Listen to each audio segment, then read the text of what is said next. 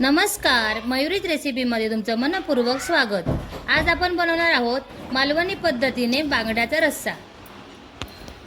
बाजारातून बांगडे आणले आहेत, ते आपण आता साफ करून घेऊया। आता इथे बांगडे स्वच्छ कापून धुवून घेतले आहेत, तर आपण त्याला आता थोडं मीठ, हळद आणि लिंबाचा रस आणि आपण थोड्या वेळासाठी साईडला ठेवूया। त्यासाठी लागणारा आपण मसाला इथे तयार करून घेऊया। मी इथे 7 ते 8 काश्मीरी लाल तिखट मिरची अर्धा तास भिजत घातली आहे।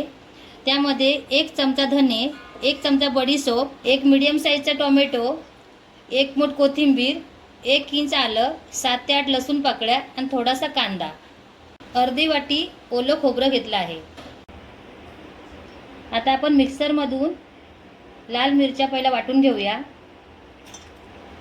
मिरची बारीक करून झाली आहे, तर आपण आता बाकीचं साहित्य टाकून मसाला तयार करून घेऊया। मसाला तयार करून झाला आहे, तर आपण आता रस्सा बनवायला घेऊया। कढईमध्ये 2 चमचे तेल गरम करून घेतले आहे, तर आपण फोडणीसाठी आता इथे थोडी लसूण घालूया।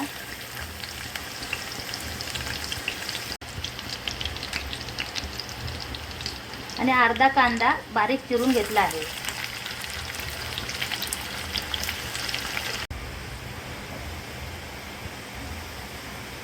कांदा लसूण थोडी लालसर झाली आहे, आपण त्यामध्ये टाकूया आता बारीक चिरलेली कोथिंबीर।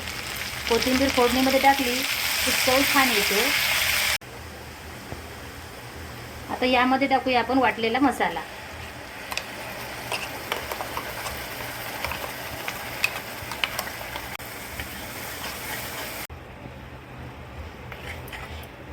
त्यामध्ये घालूया 1 वाटी पाणी। बांगड्यांचा रस्सा किती घट्ट किंवा पातळ पाहिजे त्याप्रमाणे तुम्ही पाणी टाकू शकता। त्यामध्ये अर्धा चमचा हळद, 7 ते 8 कोकम घातले आहे। कोकमच्या ऐवजी तुम्ही चिंच वापरली तरी चालेल, आणि चवीनुसार मीठ।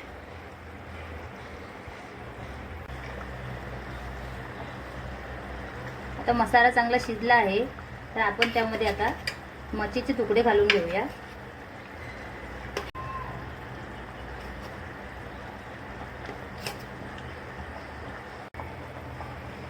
मच्छी टाकून झाली आहे, आपण आता 7 ते 8 मिनिटं रस्सा चांगला उकळून घेऊया।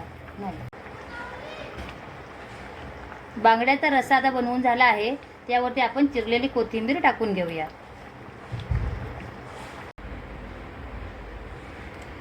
सर्विंग बाउलमध्ये काढून घेऊया। छान असा रस्सा झाला आहे, तुम्ही बघू शकता।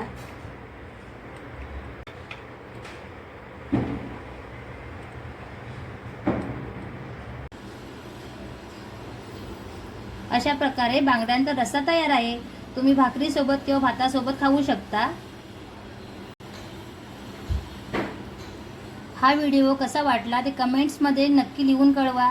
व्हिडिओला लाईक करा।